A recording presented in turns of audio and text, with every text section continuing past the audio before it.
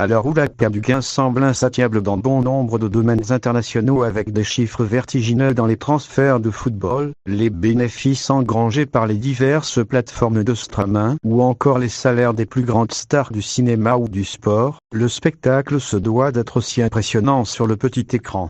Et entre les deux jeux phares de la télévision française que sont les 12 coups de midi et Tout le monde veut prendre sa place, la chasse au record est plus impitoyable que jamais. En 2010, TF1 a lancé le remplaçant du jeu Attention à la marche, avec toujours Jean-Luc Reichmann en chef d'orchestre.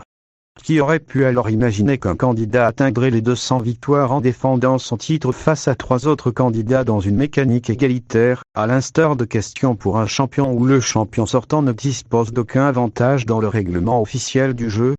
C'est pourtant la prouesse que s'apprête à réaliser Bruno, qui conclut cette première semaine d'août avec 194 victoires, talonnant au plus près Eric Close volume of Marie-Christine et Marie sur un fil durant 3 ans, soit jusqu'en 2013, Alexandre a occupé la place de numéro 1 des 12 coups de midi en alignant 75 victoires.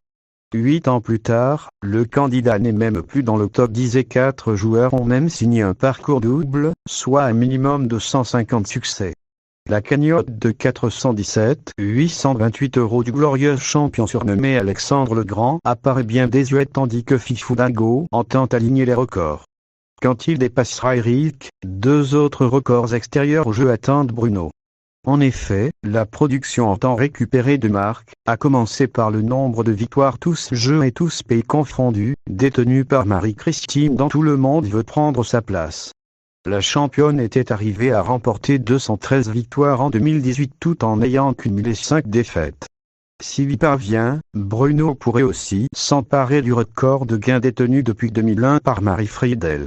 Bruno, prêt à tout rafler celle-ci, a réalisé un sans faute à Qui veut gagner des millions le 27 août 2004 lors d'une émission qui s'est ouverte sur cette célèbre 15e question portant sur les JO de 1908.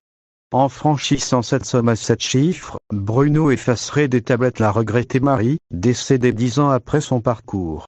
Du côté de Tout le monde veut prendre sa place, désormais piloté par Laurence Boccolini dès le 9 août 2021, le record au niveau des gains est évidemment inatteignable puisqu'un champion gagne rarement plus de 2000 € par émission et qu'il est amené à lâcher du lest en cas de défaite.